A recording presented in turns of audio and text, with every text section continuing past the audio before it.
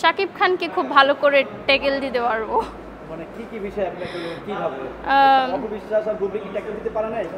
না, পারে নাই বিধায় হচ্ছে আজকে এই অবস্থা। মানে কিছু কিছু টেকনিক যদি ফলো করতো, যেমন আমরা মেয়েরা কি চাই যে মানে হ্যাঁ আমি হচ্ছে সব বিষয়ে পারদর্শী, আর আমার এমন এমন গুণ আছে যেটা হচ্ছে আমি নিজেও বলতে পারি না।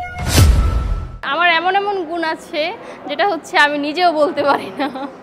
আবার তুফান দেখতে চলে এসেছি, কারণ সত্যি কথা বলতে হচ্ছে একবার তুফান দেখেছি আর আবার দেখতে চলে এসেছি। যেহেতু আমি সাকিব খানের ভক্ত, আমি আবার তুফান দেখব না, এটা তো হতেই পারে না। আমার এখন তুফান দেখার পর ইচ্ছে করছে যে হলে হলে গিয়ে বসে থাকি সাকিব খানকে দেখার জন্য।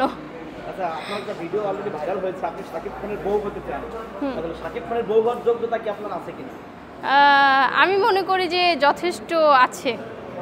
আপনার ভিতরে কি কি গুণ আছে? আমার ভিতরে গুণ আছে হচ্ছে আমি হচ্ছে খাওয়া দাওয়া করতে পারি, প্রচুর খাই, প্লাস হচ্ছে আমার অ্যাক্টিং মোটামুটি ভালো।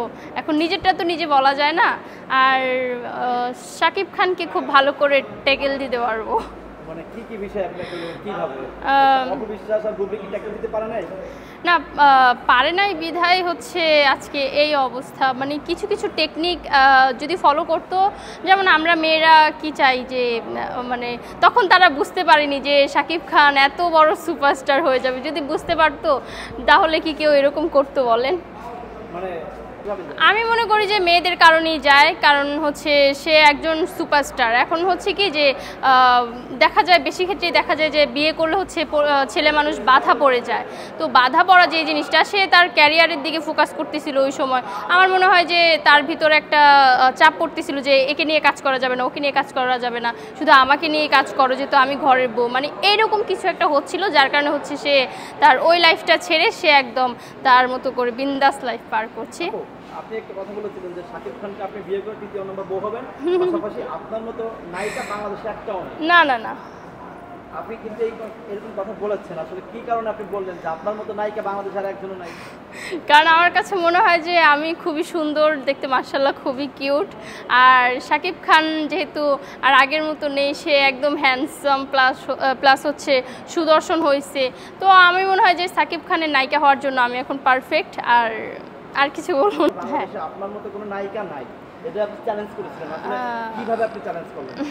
আসলে চ্যালেঞ্জ করেছি হচ্ছে এখনকার কথা বলেছি আমি, যে আগে তো অনেক নায়িকারাই হচ্ছে চলতো, মানে তারা হচ্ছে সিনেমা করতো, তারা একসময় কাঁপাইছে, বাট এখন তারা সেটা পারবে না। হ্যাঁ, কারণ হচ্ছে অনেকের ভিতরে হচ্ছে কেউ কেউ কোয়ালিটি হারিয়ে ফেলেছে, কেউ কেউ ধাক্কাধাক্কি মারামারি করতেছে, কেউ কেউ টানাটানি করতেছে। মানে এইসব টানাহিচড়ার কারণে না তারা হচ্ছে তাদের কোয়ালিটি হারিয়ে ফেলেছে।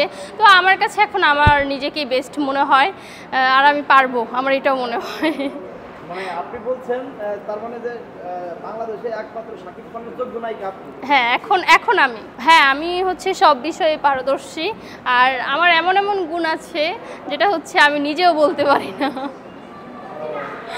আচ্ছা, আপনি তো ডান্স করেন, অভিনয় করেন, অভিনয় কি কোথাও শিখেছেন আপনি? না, অভিনয় হচ্ছে আমি কোথাও শিখিনি, বাট হচ্ছে যে প্রথম মিডিয়ায় এসে আমি হচ্ছে ইগল মিউজিক যেটাকে বলে, ইগল মিউজিকে কাজ করেছি। তো ওইখান থেকে হচ্ছে আমার একটু অভিজ্ঞতা হয়েছে, প্লাস সেটা তো হচ্ছে ব্যাড লাক।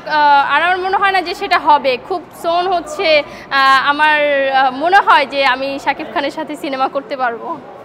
হ্যাঁ, আমি তার জন্য এত পাগলাম করছি, সে দেখবে না সেটা, আর সেটা বড় কথা না। বড় কথা হচ্ছে তার সাথে আমার মুভি করতে হবে, যেহেতু আমার ছোটোবেলা থেকেই স্বপ্ন ছিল। আর আমি একজন সাকিবিয়ান, প্লাস হচ্ছে শাকিব খানের ভক্ত, আর আমাকে দেখবে না এটা কোনো কথা, এটা হতে পারে?